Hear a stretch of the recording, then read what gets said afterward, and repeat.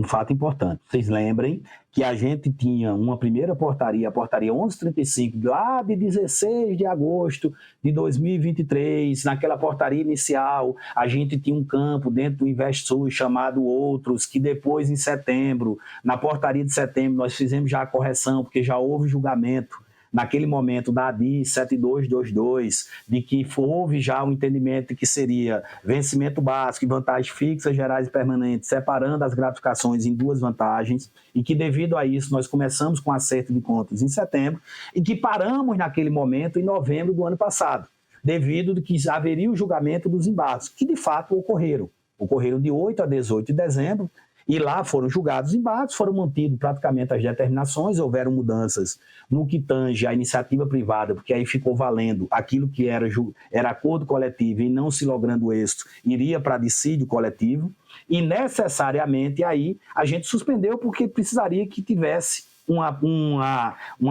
digamos assim, um parecer de força regulatória da AGU, né, dizendo ao Ministério da Saúde quais seriam as implicações das decisões do embargo, através depois dos votos, enfim. Então a gente esperou isso e agora nós estamos retomando nessa portaria do mês de outubro os devidos acertos de contas que ainda havia necessidade, até porque grande parte já tinham sido concluídos. Particularmente, tinha alguns estados que nós fizemos portarias separadas por conta de uma situação que não era decorrente de acerto de contas, mas situações que eram decorrentes de algumas, digamos assim, decisões da CIB estaduais, particularmente 2 estados que tiveram portarias separadas, que foi o estado de Minas Gerais e o estado da Bahia. Minas Gerais, nós continuamos com os acertos de contas, tanto é que esse mês, mais uma vez, o estado de Minas Gerais, por conta de acordos que foram feitos devidamente corretos e de forma muito transparente lá no Estado, com a Secretaria Estadual de Saúde e as secretarias municipais, e que houve alguns repasses que estavam sendo feitos ou para o Estado ou para o município, que precisava ter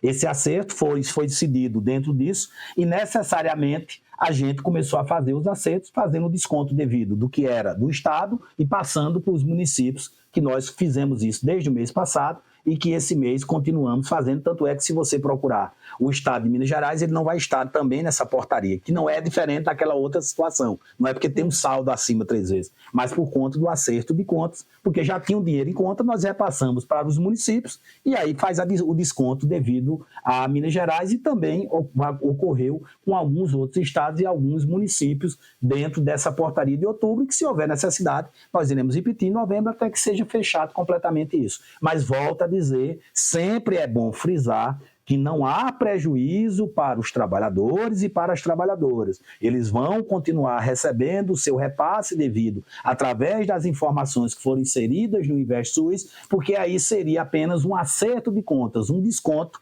mas o dinheiro já estava na conta anteriormente. Então vai haver continuidade de pagamento, é apenas o que a gente precisa. Por quê? Porque até o presente momento o Ministério da Saúde ele não pede o dinheiro de volta quando foi repassado indevidamente ou repassado a mais. A gente faz o quê? O ente federado nos informa que está na conta algum valor que não deveria ir para ele e sim para outro ente, e o que é que a gente faz? No mês seguinte, a gente repassa o que é devido àquele outro ente que naquele mês não recebeu e desconta daquele que tenha recebido a mais. E que são situações que terminam acontecendo por conta de gestões duplas que às vezes se torna municipal ou depois volta um determinado CNES, que é um estabelecimento de saúde que volta para ser responsabilidade do Estado ou volta para ser responsabilidade do município, e que nessa transição não se